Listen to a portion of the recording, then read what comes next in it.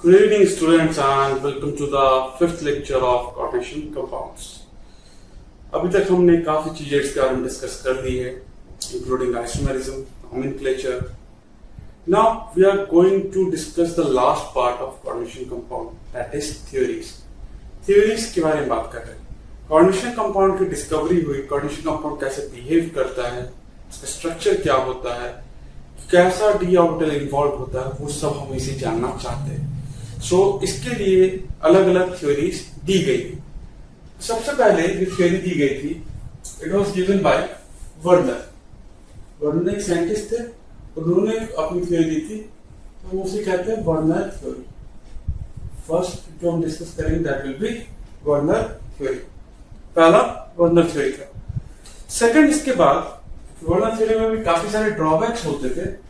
Second एक theory आई थी, that was valence bond theory, जो आपने केमिकल बॉन्डिंग में भी पढ़ी है. वो थ्योरी यहां रिपीट होगी, बट थोड़ा सा नए ओवरव्यू के साथ. ठीक है. वैलेंस बॉन्ड थ्योरी में भी काफी सारे ड्रॉबैक्स हैं.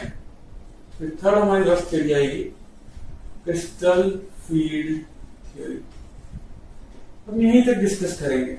इनफैक्ट एक थ्योरी इसके आगे भी आई है, एडवांस क्रिस्टल फील्ड थ्योरी, और सिलेबस में नहीं है. हमारे पास डिस्कशन बस इन तीन थ्योरीज का है. वन बाय वन हम इन्हें डिस्कस करते चलेंगे, और ये थ्योरीज हमारा जहां एंड होता है वही हमारा चैप्टर भी एंड हो जाएगा. ठीक है. सबसे इंपॉर्टेंट टॉपिक है थ्योरी, तो प्लीज थोड़ा ध्यान रखें. Will start with the Werner theory.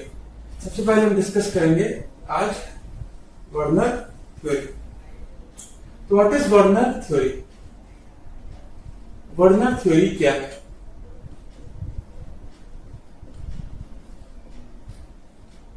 Werner was a scientist जिन्होंने क्या की, कार्टेशियन कंपाउंड की डिस्कवरी की. ठीक है. आप ये कह सकते हो उन्होंने पहले अपनी थ्योरीज पे रखी. उनके अकॉर्डिंग ये था कि कोई भी कार्टेशियन कंपाउंड्स, ठीक है, कार्टेशियन कंपाउंड, कोई भी कंपाउंड दे रखा है कार्टेशियन का, Cartesian compounds has two valencies. Cartesian compound has two valencies. दो वैलेंसीज होती है. ठीक है. तो ज्यादा कुछ और भी था नहीं, तो उन्होंने दो वैलेंसी की बात की. पहला उन्होंने कहा दैट वाज प्राइमरी वैलेंसी, और दूसरा कहा सेकेंडरी वैलेंसी. तो अकॉर्डिंग टू हिम, जब वो डिस्कवरी करते हैं तो उन्होंने कहा दो वैलेंसी है, एक प्राइमरी और दूसरी सेकेंडरी. आज के टर्म्स में देखा जाए, आज हम काफी चीज पढ़ चुके हैं, काफी चीज जान चुके हैं in science. Primary valency in fact है क्या? ये आपका आयनाइजेबल आयन है, या फिर आप कह सकते हो it represents the oxidation state. ये आपका ऑक्सीडेशन स्टेट को बताता है. ठीक है. ये आपके ऑक्सीडेशन स्टेट को रिप्रेजेंट कर रहा होता है. जबकि सेकेंडरी वैलेंसी जो है, ये आपका रिप्रेजेंट करता है कोऑर्डिनेशन नंबर को. कितना कोऑर्डिनेट बॉन्ड बना रहा है लिगेंड, उसकी बात करता है. बट उन्हें ये बात मालूम थी नहीं, तो उन्होंने बस कहा प्राइमरी वैलेंसी है, सेकेंडरी वैलेंसी. तो प्राइमरी वैलेंसी क्या होगा? प्राइमरी वैलेंसी क्योंकि ऑक्सीडेशन स्टेट को रिप्रेजेंट करता है, तो ये आयनाइजेबल है. Primary valency is ionisable. Primary valency आपका आयनाइजेबल होगा. ठीक है. क्योंकि सेकेंडरी वैलेंसी आयनाइजेबल नहीं होगा. What about secondary valency? आगे अगर देखा जाए, सेकेंडरी वैलेंसी क्योंकि कोऑर्डिनेशन नंबर है, secondary valency has a fixed structure. Secondary valency has a fixed structure. इसका फिक्स्ड स्ट्रक्चर होता है. ठीक है. कोऑर्डिनेशन नंबर है, किसी फिक्स डायमेंशन में अटैच होगा, तो उसका एक फिक्स्ड स्ट्रक्चर होता है. उसके बाद ये भी बात ध्यान रखना, सेकेंडरी वैलेंसी, जो भी सेकेंडरी वैलेंसी है, according to Werner, secondary valency is satisfied by negative or neutral ligands. Negative or neutral ligands.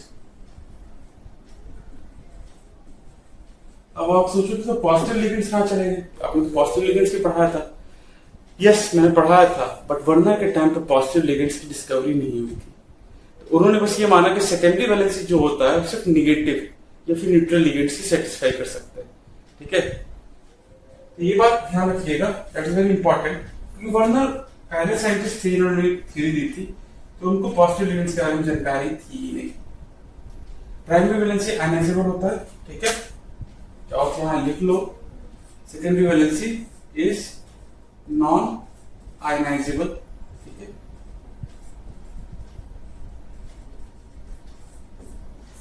Secondary valency as fixed structures का फिक्स्ड स्ट्रक्चर होता है।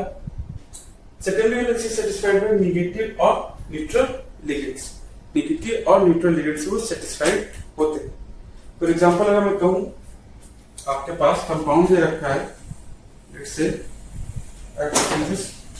सेकेंडरी वैलेंसी की कंपाउंड आपको दिया लगभग CONH3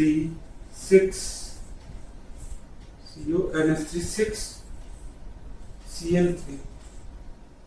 तो अमोनिया क्या हो गया, अमोनिया सेटिस्फाइंग सेकेंडरी वैलेंसी। जबकि क्लोरीन क्या कर रहा है, chlorine is satisfying primary valency. बस ये इतनी बात करते हैं। ओके, अगर पूछा प्राइमरी वैलेंसी कितनी, तो प्राइमरी वैलेंसी इज 3। अगर मैं इसको चेंज कर दूं या Cl2 कर दूं, प्राइमरी वैलेंसी कितनी रहेगी, 2। एक बात आपको इस तरह से ध्यान रखना होता है। ये था वर्नर थ्योरी, पहला थ्योरी जो हम डिस्कस किया हमने, दैट इज वर्नर थ्योरी। दो valency, primary secondary. Primary is representing oxidation state, secondary is representing coordination number. Primary valency ionizable है, सेकेंडरी वैलेंसी नॉन आयनाइजेबल है। प्राइमरी वैलेंसी का आपके पास अगर बात करते हैं तो secondary valency fixed structure, secondary valency satisfy होती है नेगेटिव और न्यूट्रल लिगेंड से। ठीक है, ये बात के पास आपको ध्यान रखनी है। That will be overall overview for Werner theory. तो आपको वर्नर थ्योरी एक बेसिक आइडिया देता है। नाउ स्ट्रक्चर कैसे बनता है, क्या होता है, तो वो हम second theory valence bond theory में डिस्कस करेंगे। Before that please write it down.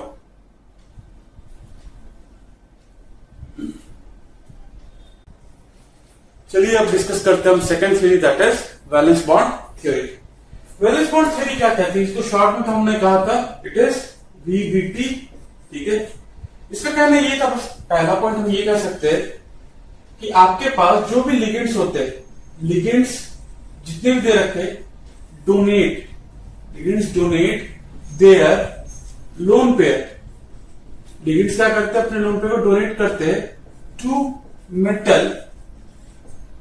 Metal को डोनेट करेंगे lone pair ligands through coordinate bond, through coordinate bond. Coordinate bond के थ्रू लिगेंड्स अपने लोन पेयर्स को डोनेट करते हैं। सबसे पहला पॉइंट यही उठता है कि जितने भी आपके लिगेंड्स दे रखे हैं वो कोऑर्डिनेट बॉन्ड के थ्रू अपने लोन पेयर को मेटल को डोनेट करेंगे। Okay, you are clear? अगर लोन पेयर डोनेट करते हैं in their vacant orbital, orbital खाली भी तो होना चाहिए। अगर खाली नहीं है तो डोनेशन हो पाएगा क्या? आपका पेट भरा हुआ तो आप खाना खा पाओगे क्या? आपको कहा जाए पिज्जा है खाना, but your tummy is full, can you eat that? No ना। In fact just like that metal can accept the lone pair if they have vacant orbital. Vacant orbital होना चाहिए। तो ये बात है, वैकेंट ऑर्बिटल में लिगेंड्स अपना लोन पेयर देते हैं। ठीक है, मैंने कहा ज्योमेट्री और स्ट्रक्चर डिफाइन होता है।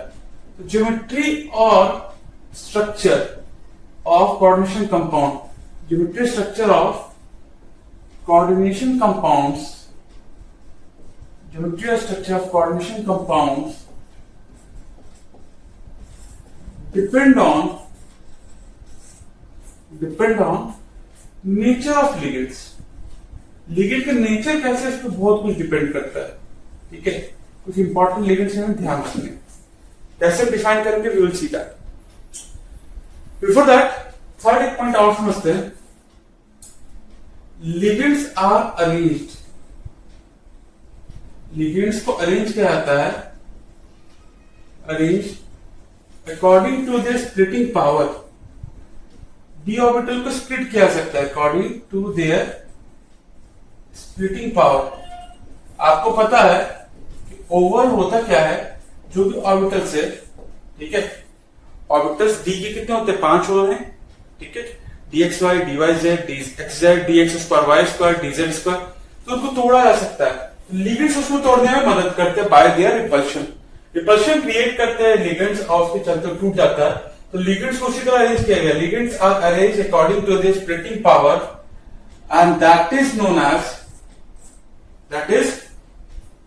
Known as spectrochemical series. That is known as spectrochemical series. Just like this spectrochemical series आपको याद रखनी होती है। ऑब्वियसली ऐसे आप तो अच्छे बच्चे हैं, बट स्टिल याद तो नहीं रखेंगे। I know that and you know that too. पहले स्पेक्ट्रोकेमिकल सीरीज देख लेते हैं, गड़बड़ क्या होता है वो भी देखेंगे। सबसे पहले आता है iodide, bromide, sulphide, thiocyanide, chloride, nitrate, fluoride, hydroxide, oxalato, acetato, water, ammonia, pyridine, ethylene diamine, dipyridine, nitrate, cyanide और CO, कार्बोनाइड। जो ब्लैक में मैंने लिखा है ये सारे क्या हैं, इनका स्प्लिटिंग पावर कम होता है, ठीक है। इनको अरेंज किया है on the basis of splitting power. तो हम लेफ्ट टू राइट जा रहे हैं, स्प्लिटिंग पावर क्या हो रही है इसकी, बढ़ते जा रही है, ठीक है, इसकी ज्यादा होती है। अब चाहो तो एक स्ट्रेट लाइन में से ड्रॉ कर लेना। ये सारे क्या हो गए, ये कम स्प्लिट कर पाते हैं, तो इनको कहा जाता है वीक फील्ड लिगेंड। क्या कहते हैं, वीक फील्ड लिगेंड। और ये ब्लू वाले क्या है, they are strong field ligand. Strong field ligand मतलब स्प्लिटिंग क्या करेंगे, बहुत ही ज्यादा। अब इसको आपको स्पेक्ट्रोकेमिकल सीरीज को याद करनी है। कैसे याद कर सकते हो, तो ये 3 तो आप याद कर सकते हो, लास्ट के 3 ये इंपॉर्टेंट है, कई बार रिपीट भी होंगे। NCC याद है, national cadet corps, nitrate, cyanide, CO, ammonia से स्टार्ट होता है, यहां ध्यान रखते हैं, ठीक है। इसके लिए मैं आपको निमोनिक बता रहा हूं, आप चाहो तो निमोनिक याद रख सकते हो। आयोडीन का इतना, ब्रोमीन बुरा सा था, कालू नाई। तो रेसिस्ट है बट स्टिल याद रखना आपको, इतना बुरा सा था कालू नाई,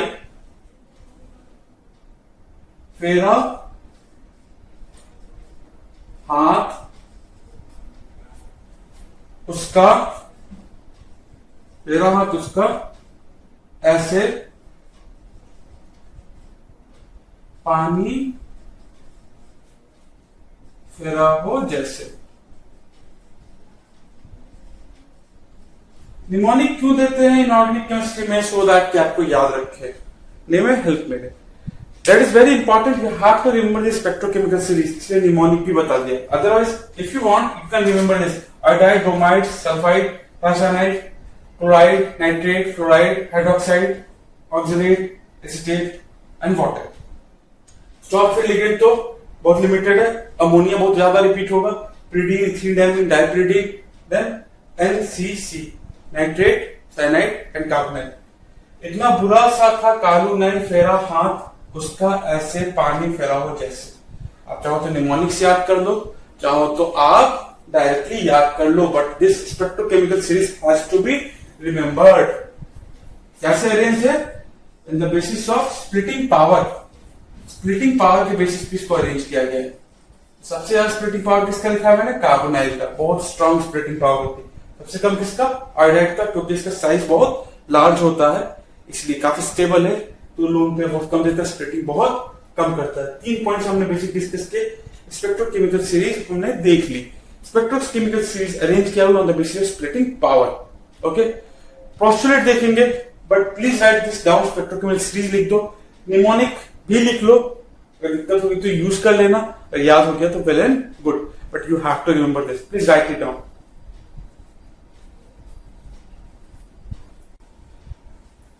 सो वैलेंस बॉन्ड थ्योरी डिस्कस कर रहे हैं, उसके कुछ पोस्टुलेट की बात करते हैं। मैंने स्पेक्ट्रोकेमिकल सीरीज याद कर ली है। पोस्टुलेट्स की अगर बात करते हैं, सबसे पहले वैलेंस बॉन्ड थ्योरी ये कहता है, मैंने कहा दो तरह लिगेंड है, एक था स्ट्रॉन्ग फील्ड और दूसरा वीक फील्ड। तो उनका पहला पॉइंट ये था कि स्ट्रॉन्ग फील्ड लिगेंड, एसएफएल लिख रहा हूं मैं स्ट्रॉन्ग फील्ड लिगेंड को, strong field ligand also known as low spin complex या लो स्पिन, ठीक है, लो स्पिन लिगेंड्स कह सकते हो। इनसे जो बना कॉम्प्लेक्स उसको हम कहते हैं लो स्पिन कॉम्प्लेक्स। तो स्ट्रॉन्ग फील्ड लिगेंड या low spin ligand pair the electrons of metal के जितने भी इलेक्ट्रॉन्स है उसको क्या करता है स्ट्रॉन्ग फील्ड लिगेंड पेयरिंग कर देता है। अनपेयर्ड है तो उनको पेयरिंग करेगा। देखिए कैसे, बट अभी समझो कि स्ट्रॉन्ग फील्ड लिगेंड में इतनी ज्यादा पावर होती है, इतना ज्यादा एफर्ट वो लगाता है कि जो अनपेयर्ड इलेक्ट्रॉन को पेयर कर देगा, ठीक है। जबकि अगर बात करते हैं weak field ligand does not affect electrons of metal के इलेक्ट्रॉन्स को कोई इफेक्ट शो नहीं करता weak field ligand. Weak field ligand को हम क्या कहते हैं, अगर लो स्पिन है तो it is known as high spin ligands, ठीक है। एक लो स्पिन दूसरा हाई स्पिन लिगेंड है। Strong field ligand does not, strong field ligand pair करता है, वीक फील्ड लिगेंड पेयर नहीं करता। अगर मान लो वीक फील्ड लिगेंड है या स्ट्रॉन्ग फील्ड लिगेंड है, but still if electrons are unpaired, electrons अगर अनपेयर्ड रह गए तो उसको क्या कहते हैं, they are paramagnetic.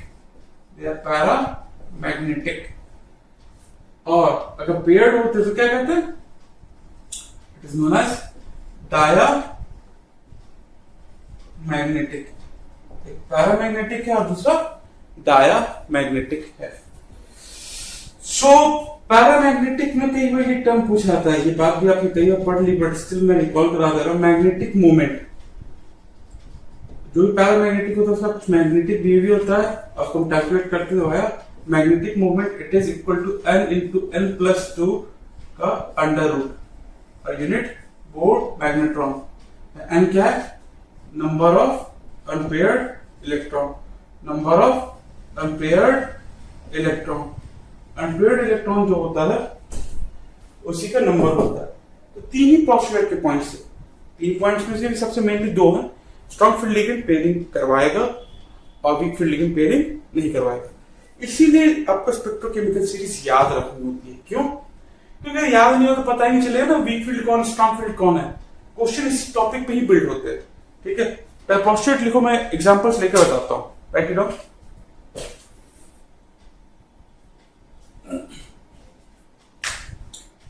So postulate तो आई थिंक लिख लिया और आपने देखो एग्जांपल देखते हैं। दो ही पॉइंट्स मेनली लिए थे मैंने। लेट्स से पहला एग्जांपल मैं ले रहा हूं, let's say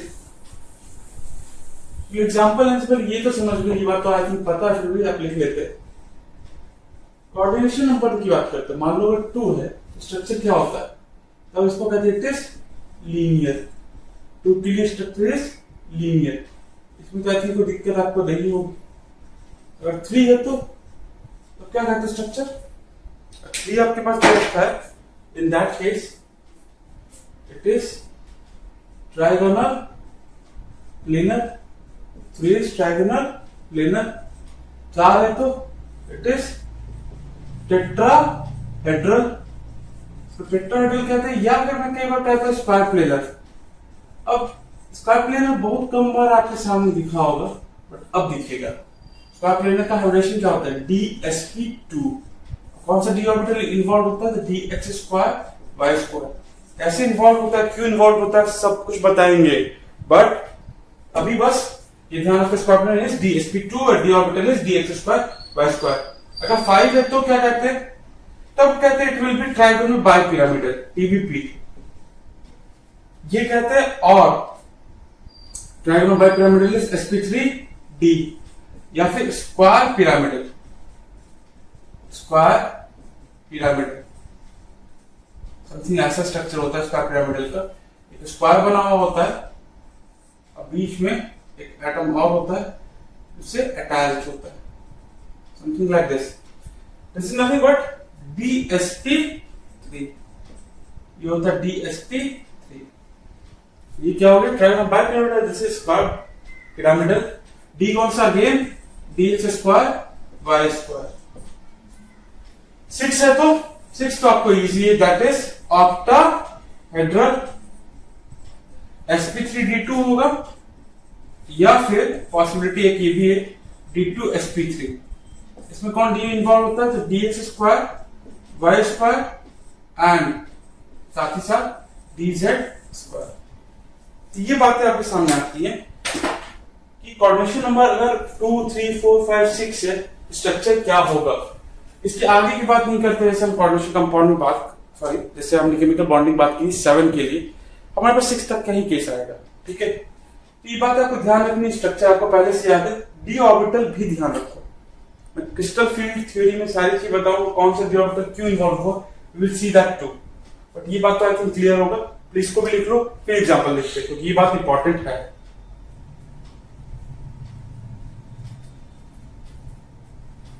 start with the examples. Example देखते हैं। पहला क्या है? K4 FeCN6। K4 FeCN6। Iron क्या होता है? Electronic conformation 3d6 4s2। Fe+2 क्या होता है? It is 3d6। 6 आपका इलेक्ट्रॉन से 5 ऑर्बिटल से कैसे अरेंज होता है? वुड्स लॉ कहता है, पहले सिंगुलर ऑक्यूपाई कराते हैं हम, 1 2 3 4 5 फिर 6। लेकिन साइनाइड क्या है? साइनाइड एक स्ट्रॉन्ग फील्ड लिगेंड है। स्ट्रॉन्ग फील्ड लिगेंड का मतलब क्या करेगा? स्ट्रॉन्ग फील्ड लिगेंड का मतलब 1 2 3 and let's say strong field ligand pairing कर देता है 6 इलेक्ट्रॉन से। तो 1 2 3 आप इस तरह से रखते हैं, लेकिन अब पेयर्ड होंगे। स्ट्रॉन्ग फील्ड लिगेंड क्या करेगा? पेयरिंग करेगा। मतलब अब सिंपली कहेंगे इलेक्ट्रॉन इस तरह शिफ्ट हो जाएंगे सो दैट ये पेयर्ड हो। पेयरिंग होता है स्ट्रॉन्ग फील्ड लिगेंड में, ये आपको समझना है। ऐसा क्यों हुआ? यहां पे आपको याद है पेयरिंग होने पे एक एनर्जी निकलती है, that is called pairing energy. तो स्ट्रॉन्ग फील्ड लिगेंड जो पेयर कराता है, पेयरिंग एनर्जी रिलीज करता है, सिस्टम को स्टेबलाइज करता है, इसलिए पेयरिंग होगी। अभी बस इतना आप समझे, रीजन क्रिस्टल फील्ड थ्योरी में और आपको क्लियर होगा। तो पेयरिंग हो गया, तो आपके पास आप देख सकते हो ये 2 ऑर्बिटल खाली हो गए। इसके बाद क्या होगा? 2 d ऑर्बिटल खाली हो गए, इसके साथ एक s ऑर्बिटल होगा और 3 p ऑर्बिटल होंगे, ds और ये p। तो होगा क्या? कन्फर्मेशन देखोगे, साइनाइड अपने इलेक्ट्रॉन्स को डालेगा, साइनाइड आया, साइनाइड कितने? 6 है। तो 1 2 3 4 5 एंड लास्ट में 6। कन्फर्मेशन देखोगे, ये 3d इसको यूज किया, फिर s फिर p। तो कन्फर्मेशन क्या लिख सकते हो? कन्फर्मेशन अगर लिखोगे तो इट विल बी, पहले d यूज हुआ तो d2, पहले d आया ना, d2 sp3। sp3d2 क्यों नहीं हुआ? अगर 4d यूज हो रहा होता तो हम sp3d2 लिखते, लेकिन इसमें 3d यूज किया, पहले d आया तो d2sp3। स्ट्रक्चर क्या हुआ? स्ट्रक्चर की बात करो तो this will be octahedral. Octahedral है। स्ट्रॉन्ग फील्ड लिगेंड है तो कैसे कहोगे? लो स्पिन कॉम्प्लेक्स। अब आपको समझ में आया लो स्पिन क्यों कह रहे थे? क्योंकि स्ट्रॉन्ग फील्ड लिगेंड पेयरिंग करा देगा। तो स्पिन देख रहे हो, पहले आप निकालते थे ना स्पिन, तो स्पिन क्या हो गया? Plus half minus half 0, plus half minus half 0, plus half minus half 0, spin is equal to 0। इसलिए लो स्पिन कॉम्प्लेक्स है। स्ट्रक्चर ऑक्टाहेड्रल, कन्फर्मेशन लिख दिया, ये भी लिख दिया। अब अगर पूछा है diamagnetic paramagnetic, it is diamagnetic. ये सब चीजें पूछी जा सकती है, हर चीज मैंने आपके सामने लिख दी। एग्जाम्पल क्लियर होना चाहिए। K4 FeCN6। ठीक है, नोट करो। पेपर एफिशिएंसी के बाद हमें चलो एक एग्जांपल और देखते हैं, फिर से लिखेंगे, थोड़ा सा मैं इजी करूंगा। लेट्स से एग्जांपल ले लेते हैं K4FeCl6। तो डायरेक्ट लिख देता हूं Fe+2 3d6। ठीक है, पहले कितने इलेक्ट्रॉन्स थे?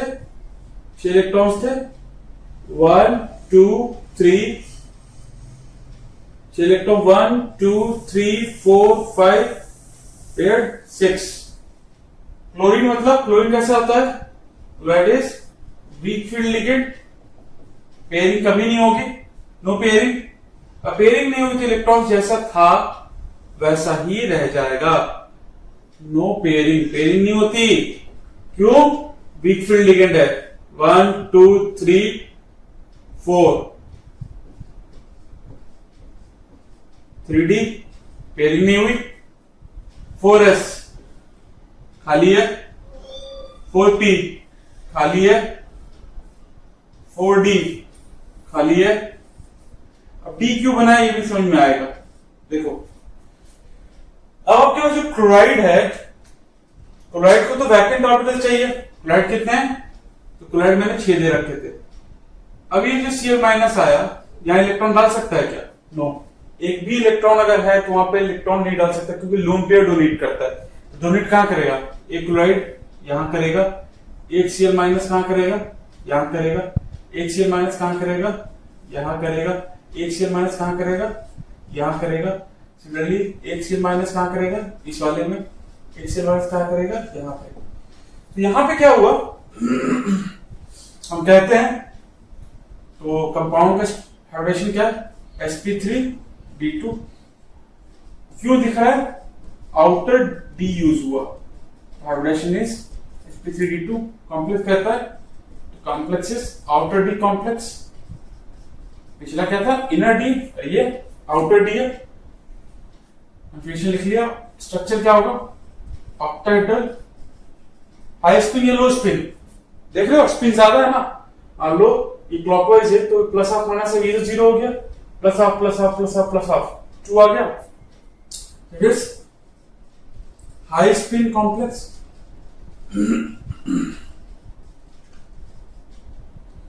sp3d2 hybridization outer D complex octahedral high spin complex हो जाएगा।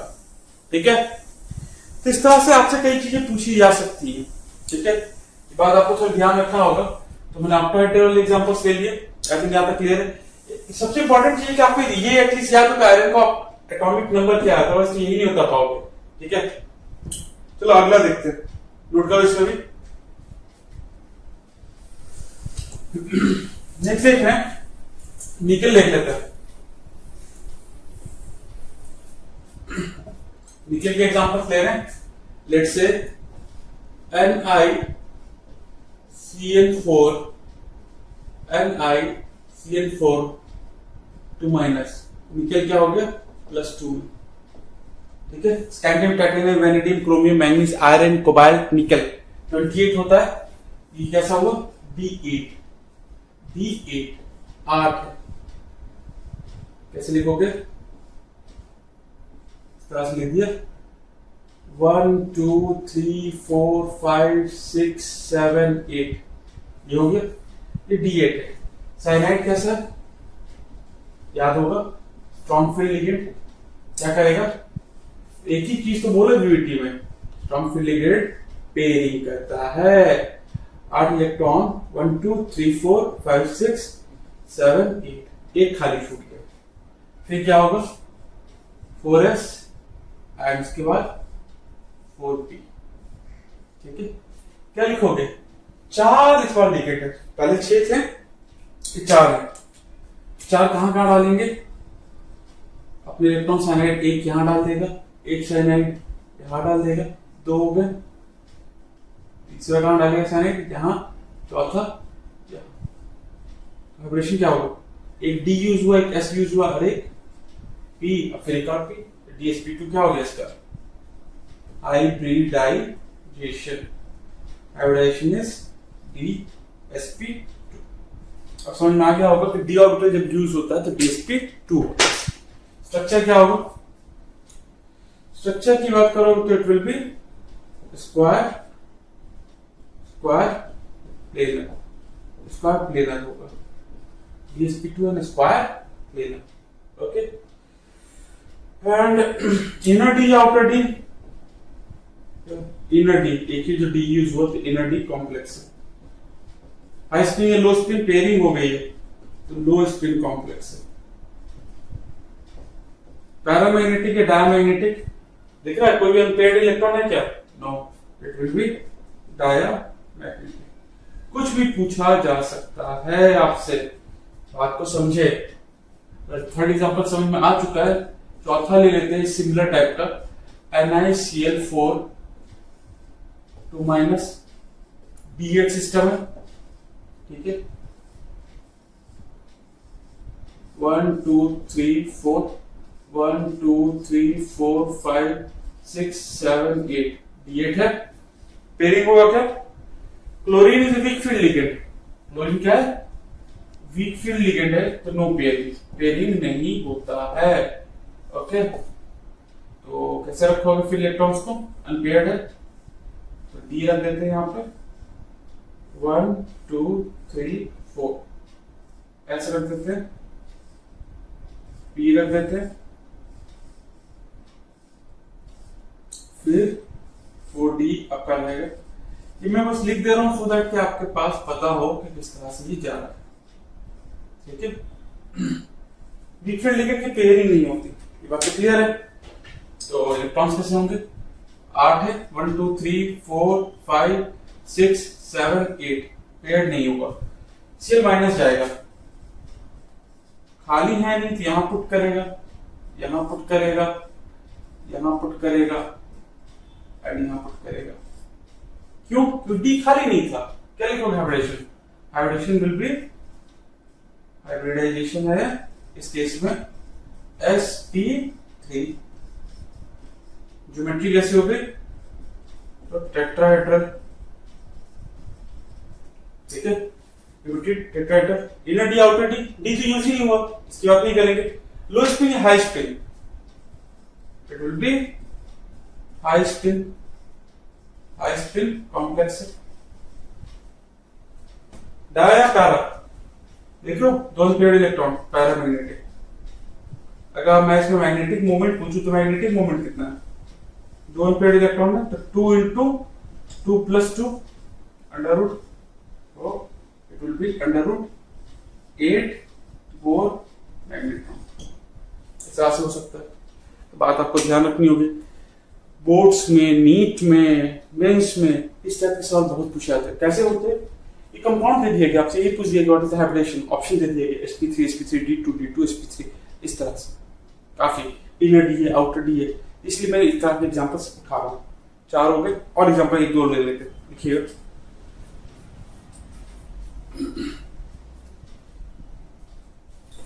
फिर से देखते हैं, कुछ एग्जांपल्स और देख लेते हैं। Let's say K3 CuCl4, Cu plus है, Cu प्लस मतलब D10, D के 10 इलेक्ट्रॉन आपके ऑर्बिटल्स में फिल्ड है। 1 2 3 4 5 6 7 8 9 10, ऐसा। तो साइनाइड फिर कहां जाएगा? साइनाइड को अगर फिल करोगे, ये तो S के आगे 4S और 4P, ये खाली है, इसमें जाएगा। हाइब्रिडेशन क्या देगा? sp3। मैं डायरेक्टली लिख रहा हूं क्योंकि साइनाइड कहां जाएगा? 1 2 3 and 4, sp3 आएगा। Structure will be tetrahedral. Inner outer D की बात नहीं कर रहे हैं, डी ऑर्बिटल तो इन्वॉल्व ही नहीं है, ठीक है। हाई स्पिन लो स्पिन है तो साइनाइड कहलाएगा लो स्पिन, लेकिन D10 सिस्टम को फर्क नहीं पड़ता, तो लो स्पिन कॉम्प्लेक्स पूछेंगे भी नहीं, but it will be low spin क्योंकि cyanide is strong field ligand, SFL, ठीक है। पैरा या dia? It will be diamagnetic. Magnetic moment क्या होगा? Mu is equal to 0। ठीक है, क्लियर? एक एग्जांपल और देखते हैं।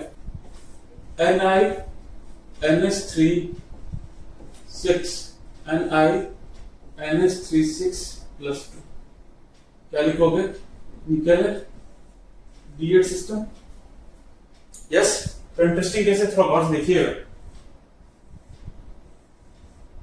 1 2 3 4 3D हो गया, 3D 4S